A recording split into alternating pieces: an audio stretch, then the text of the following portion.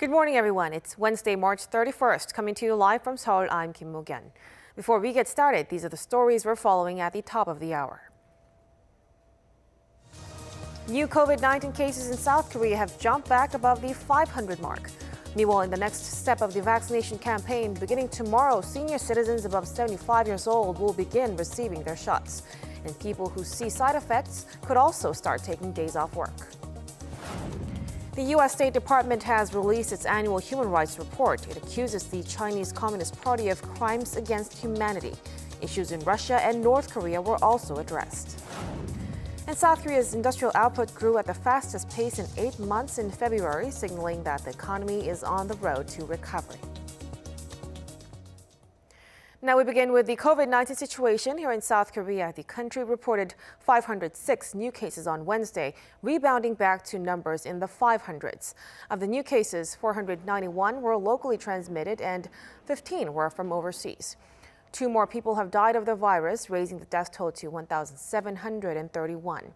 Now, as for the vaccination campaign, a total of more than 852,000 people have been inoculated with their first jabs as of Wednesday. Meanwhile, beginning tomorrow, people who've been vaccinated can use up to 2 days off work if they see any side effects following inoculation. The joint probe team of Chinese and WHO-led international experts have finally released their analysis of the origin of COVID-19. They say the novel coronavirus was most likely spread to people through an animal host. The team said the virus leaking from a lab is the least likely scenario. Our Kim Hyo-sun with the story. The World Health Body has concluded the COVID-19 pandemic was most likely caused by the virus spreading to people via an animal, adding it probably started among humans no more than a month or 2 before it was first identified in late 2019. The joint team, comprised of 17 WHO-led international scientists and 17 scientists from China, carried out a 28-day probe into the virus origin in Wuhan from mid-January. The report released Tuesday lists 4 commonly discussed scenarios for the virus introduction to humans. It said a lab leak was the least likely scenario. Nobody has been able to pick up any firm arguments or proof or evidence that these labs or any of these labs would have been involved in a lab leak accident. Lab accidents, of course, do happen once in a while. We've seen that throughout history in many places. The report explained the virus is very likely to have spread via an intermediate animal host, possibly a wild animal captured and then raised on a farm.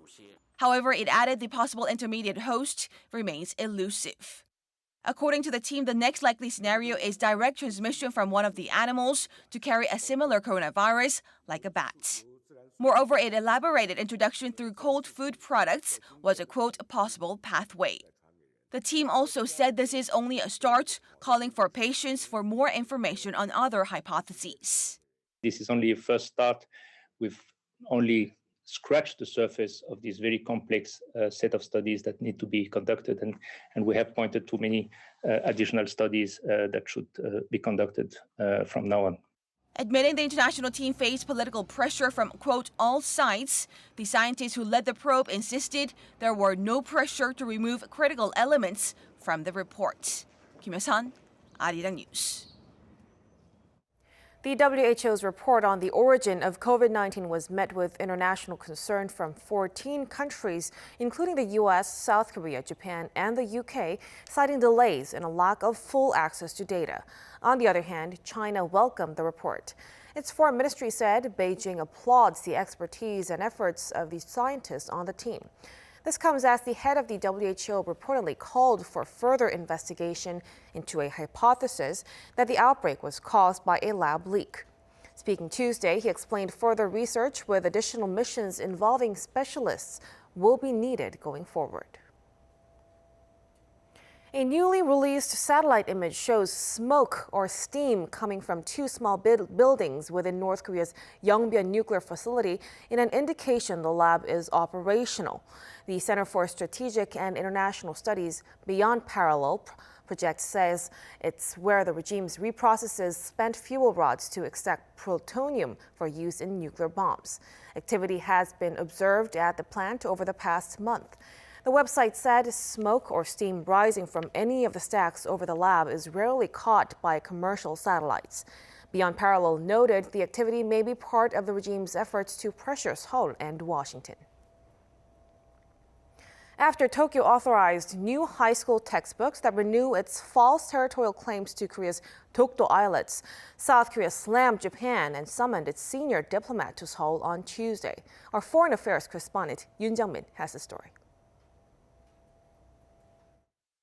Seoul's foreign ministry on Tuesday strongly protested to the Japanese government about the approval of Japanese high school textbooks that contain unilateral claims to South Korean territory and called for an immediate correction. The ministry made it clear once again that the Dokdo Islets belong to South Korea historically, geographically, and under international law. It also called for Japan to educate its young people in accordance with the same apologetic manner that Japan expressed regarding its system of wartime sexual slavery, so that there can be a constructive and future-oriented relationship. Seoul's foreign ministry summoned a senior official at the Japanese embassy in Seoul to lodge a complaint. Japan's education ministry on Tuesday approved 296 textbooks, which are to be used in high schools, including 30 books on social studies such as history, geography, and civics. Reports say some textbooks either claim that South Korea's Dokdo Islets belong to Japan or that they are illegally occupied by South Korea. According to Japan's Kyodo News, one publisher was asked by the Japanese government to delete the description that Dokdo was controlled in effect by South Korea.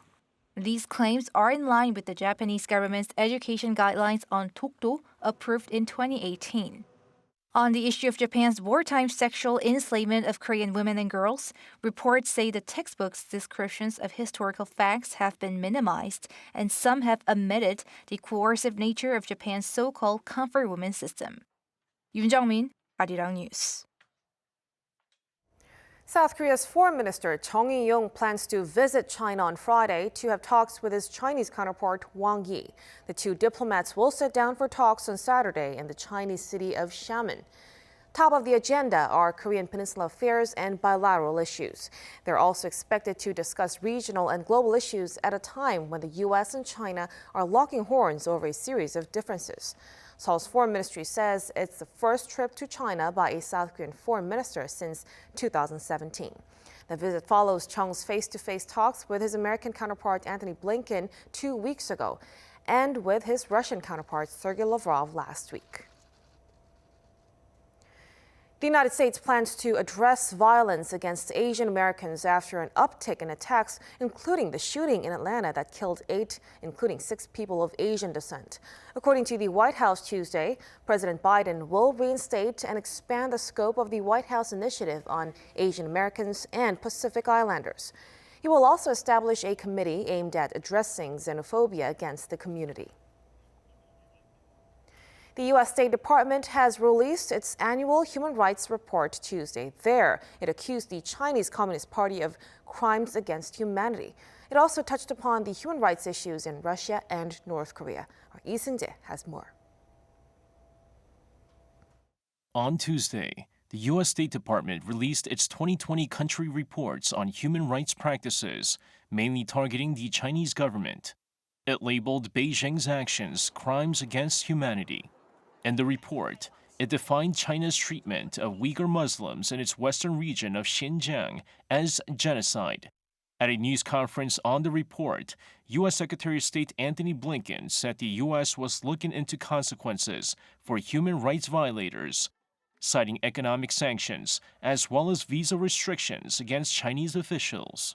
However, he stressed that such measures are most effective when implemented in conjunction with Washington's allies.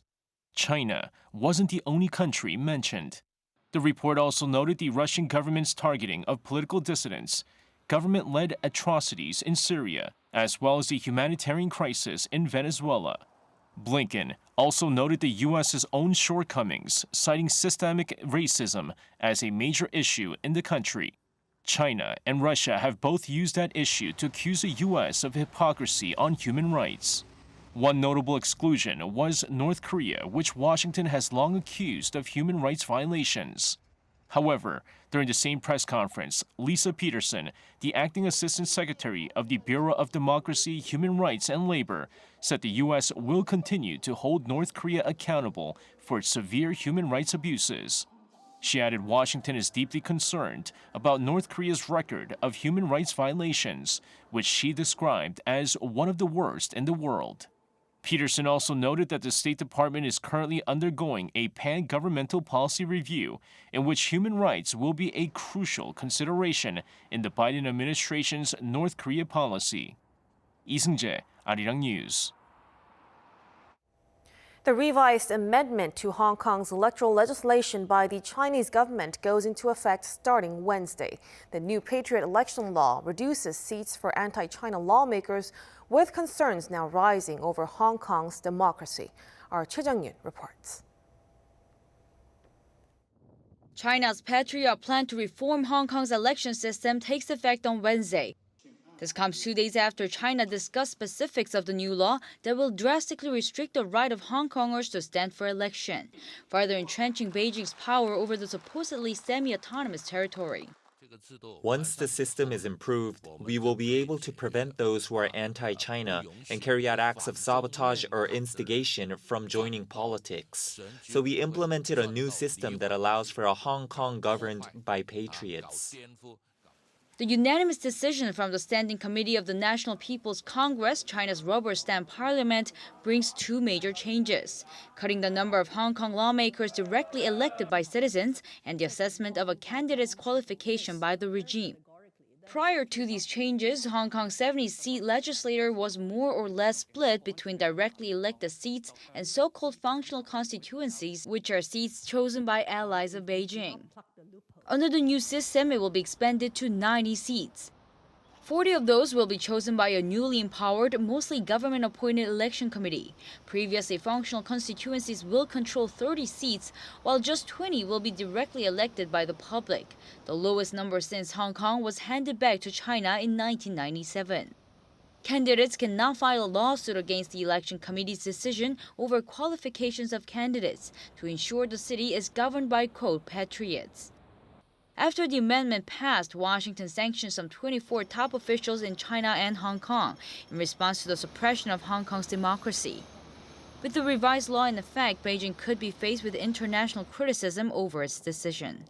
Choi Jung-yun, Arirang News. South Korea's overall industrial output saw the steepest rise in 8 months in February. According to Statistics Korea on Wednesday, the overall industrial output in February soared 2.1% on month. This is the biggest rise since June last year. The industrial production index climbed to 111.6, recovering to pre-pandemic levels. Retail sales, however, fell 0.8% compared to the previous month. This marked the first decline since November and the largest fall since July last year. The decline was mainly due to dwindling demand for perishable goods like food. South Korea's business sentiment has improved in March, reaching a high not seen since July 2011. This was largely driven by solid exports and a recovery in domestic consumption. The Bank of Korea says the business sentiment index for all industries was 83 in March, up 7 points on month. However, it still means pessimists outnumber optimists as the index remains below the 100 threshold. Sentiment among manufacturing businesses rose 7 points to 89.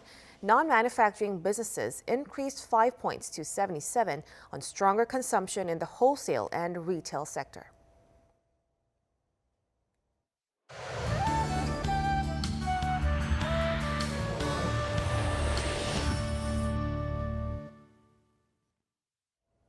Good morning. The final day of March looks to be a picture-perfect spring day thanks to much improved air quality. On top of that, Seoul should have the warmest day of the season so far, with an expected high of 21 degrees this afternoon. The rest of the nation will also see highs that are 4 to 9 degrees higher than the seasonal averages. So our highs will be easily surpassing the 20s with lots of sunshine nationwide. And if you're planning to head out to see the spring blossoms, don't forget to maintain social distancing. The parks will be crowded today. Meanwhile, a dry weather advisory is in place for many eastern regions, including Daegu and Ulsan, with humidity levels dropping below 35%. But dryness should ease with nationwide rain in the forecast for this weekend, while April will kick off even on a warmer note.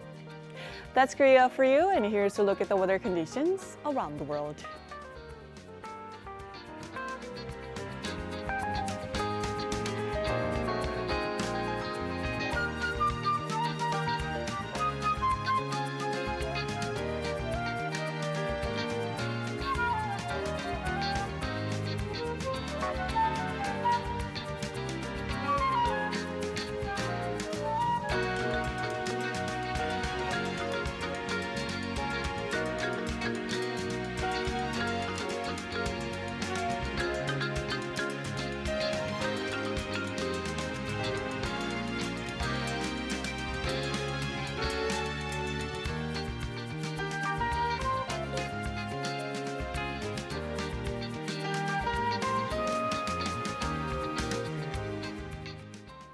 And that will do it for us at this hour on Arirang News. We'll be back with more of the day's headlines at noon Korea time, so stay tuned. Thank you for watching and goodbye.